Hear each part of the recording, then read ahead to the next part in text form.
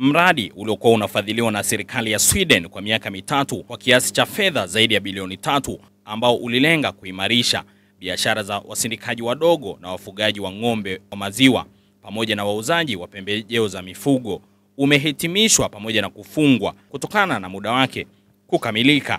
Joachim Balakana, ambaye ni kiongozi wa mradi huo, amesema kwamba mradi huo ulikuwa unafanyika katika mikoa mitatu ambayo ni Arusha, Kilimanjaro na Tanga, na imeweza kuwafikia wafugaji 16,000, wasindikaji 26 na wafanyabiashara wa maziwa 37, huku akieleza jinsi ambavyo walivyoweza kufaidika. Kwa majina naitwa Joachim Balakana, mimi ni kiongozi wa mradi huu mradi wa DNA Build, ambao huu mradi unafadhiliwa na serikali ya Sweden kupitia kwenye ubalozi wa Sweden nchini Tanzania.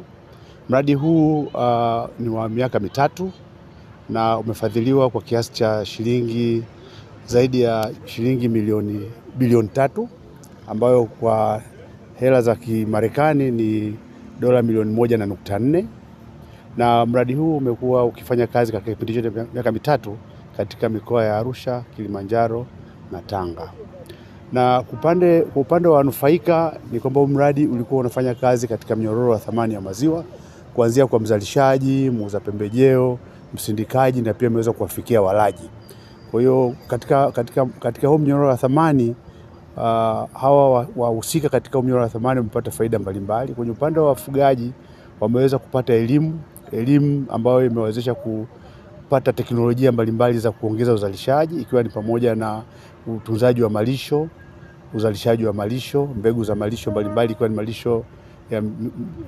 malisho aina ya sugar grass, aina ya super napier, lakini pia kuna miti malisho, Calandra, tuna Sasbenia na Grisidia. Kwa hiyo hizi teknolojia zimewasaidia wafugaji kuweza kupata malisho bora kwa mifugo yao na kuweza kuzalisha kwa tija, na wameweza kuongeza uzalishaji wa maziwa kwa kiasi kikubwa sana. Na upande wa wafugaji tumeweza kufikia zaidi ya wafugaji 16,000 katika mikoa yote hiyo mitatu.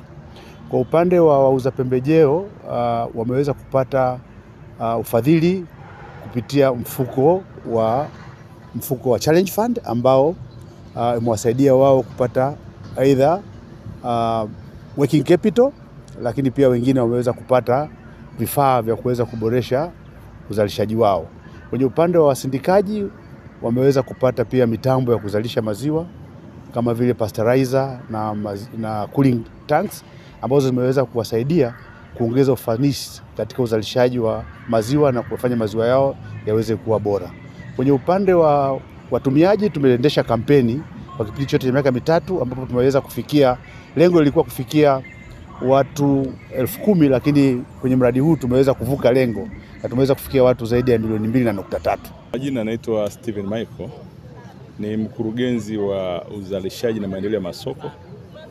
Lakini kwa leo nipo hapa kwa ajili ya kumwakilisha katibu mkuu wa Wizara ya Mifugo na Uvuvi kwenye kufunga mradi huu wa DNA Build, ambao ni mradi wa maziwa unaofadhiliwa na serikali ya Sweden kwa thamani za dola za Kimarekani milioni 1.4. Na mradi huu ulianza Julai mwaka 2022 na leo ndo tumekuja kwa ajili ya kufunga Juni 2025, kwa maana mradi umetekelezwa kwa takriban miaka mitatu.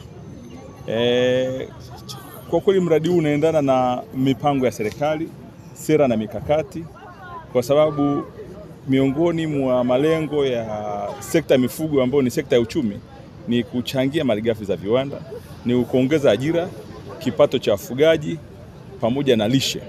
Kwa hiyo mradi huu ukiangalia, tuna mpango mkakati wa sekta ambao tunasema ni Tanzania Livestock Master Plan, ambaye imeonyesha kiasi cha uzalishaji ni kidogo kulinganisha na mahitaji.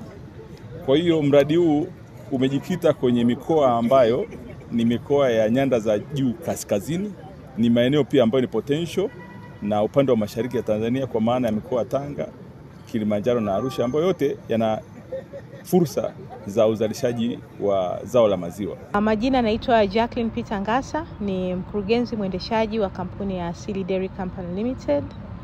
Nipende kuwashukuru Landolex kupitia mradi wa DNA Build kabla ya mradi tulikuwa tunapata changamoto ya vifaa stahiki kwa ajili ya usindikaji wa bidhaa zetu za maziwa, lakini kupitia mradi wa DNA Build tumeweza kupata mafunzo ambayo yametusaidia katika kuboresha uzalishaji wetu, lakini pia kupunguza hasara kwa kuharibu maziwa, na pia tumeweza kupata teknolojia ya kisasa kwa ajili ya kuchakata maziwa.